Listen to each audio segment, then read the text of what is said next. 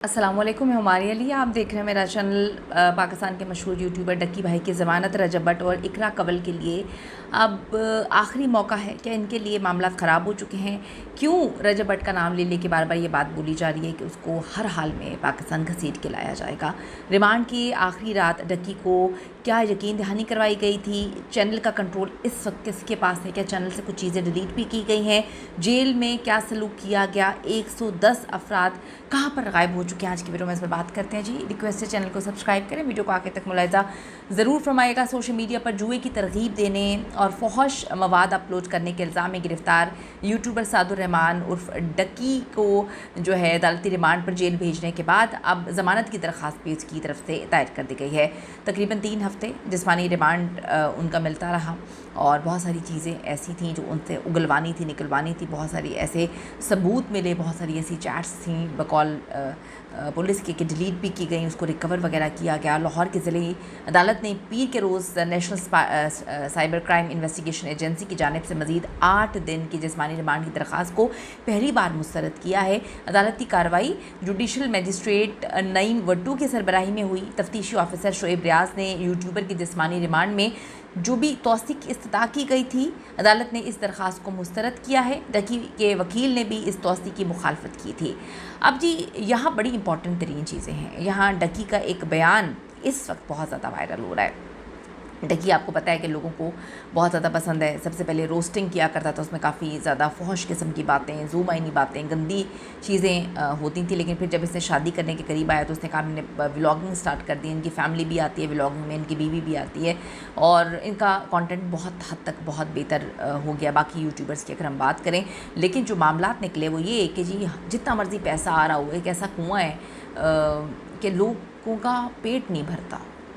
लोग पैसे की भूख में इस हद तक आगे जा चुके हैं जो इस वक्त चीज़ें समझ आ रही हैं कि इन चैनल से तो लोग पैसे कमा रहे हैं, बिज़नेस वगैरह कर रहे हैं, लेकिन जुए की तरगीब करना शुरू कर दी है, जुए की ऐप्स को प्रमोट करना शुरू कर दिया। यही मेन मुद्दा है। तो एक बयान इसका बड़ा वायरल हो रहा है जिसमें उसने अदालत में कहा कि मुझे NCCIA के पास रहने में कोई भी मसला नहीं है, जब तक चाहे वो तहकीकात तफ्तीश मुझसे कर सकते हैं। इस पर लोगों को ये लग रहा था कि शायद सादुर रहमान डक्की भाई जो है NCCA के पास अयाशी कर रहा है, इसलिए कहता है मैं रहने के लिए तैयार हूँ। लेकिन अब हक़ाइक़ सामने आ रहे हैं, चीज़ें सामने आ रही हैं कि NCCIA के दफ्तर में तो जगह की कमी थी और डक्की के बकौल उसके पास तो आराम से सोने का स्पेस तक नहीं था। वो आराम से सो भी नहीं पाया इतने दिन।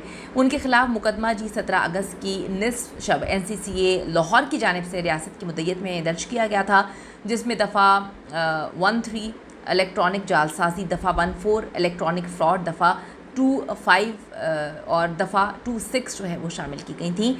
इसके अलावा ताज़ीरात पाकिस्तान की दफ़ा 294B और 420 के तहत भी उन पर इल्ज़ाम लगाए गए थे।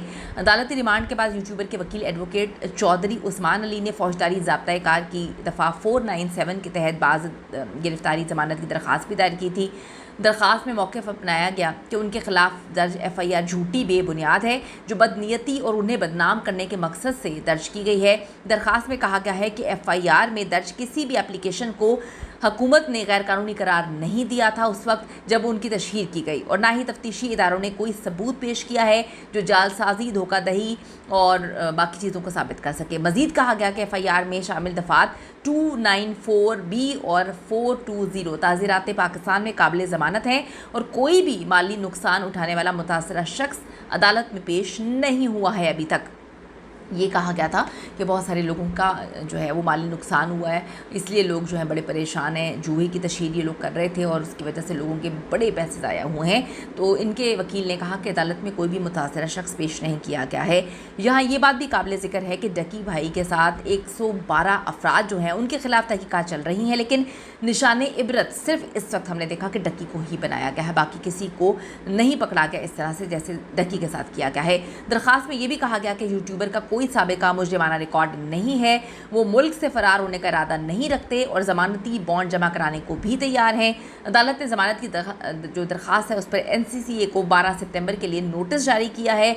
उम्मीद है जी पहली या दूसरी पेशी पर डक्की की ज़मानत हो जाएगी।